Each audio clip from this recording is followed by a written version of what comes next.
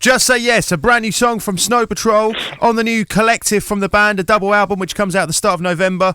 Gary Lightbody joins me. You all right, Gary? I am indeed. Very good, very good. Thank you. So, in terms of the eras of Snow Patrol, a lot of outsiders would see it as just two eras. You'd probably see it as more.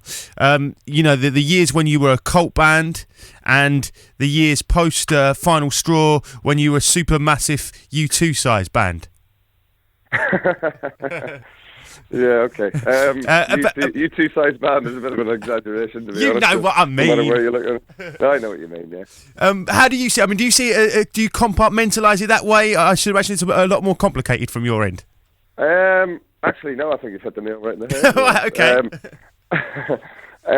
No, I mean, there was two stages to our pre-Final Straw era, which, I mean, one of them was obviously two Snow Patrol albums on Jeepster Records, and the other one was the Reindeer section, and I think, that kind of had a big part to play in keeping us together as a band, because, we were dropped from Jeepster, and we were kind of trying to keep our heads above the water, and I kind of invented the Reindeer section out of nothing, and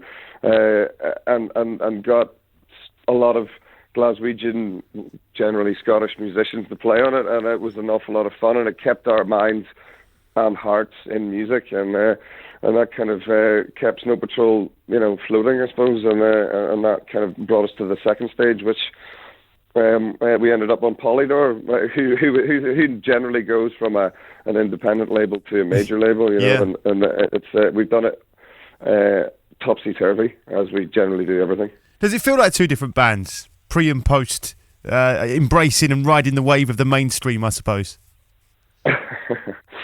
No, I mean, it's always felt like one crusade, to be honest. It's never felt like we suddenly decided to be big or anything like that, because everything kind of happened by.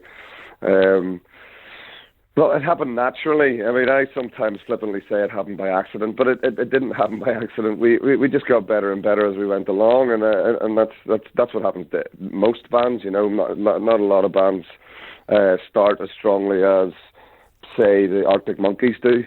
18 years old and already world beaters. We didn't start like that. We were 18-year-olds that didn't really know what we were doing in the studio or on stage. We grew as a band over a long period of time, and that's what this whole album is kind of about. Hey Gary, are you still digging Friendly Fires? Last time you came into XFM was a few months ago to announce your UK tour. It was about 3 or 4 months ago. You were just loving Friendly Fires. Is that still the case? We were DJing last night in Toronto, and I played in the hospital off their album. So yeah, still love them to bits. Was really hoping,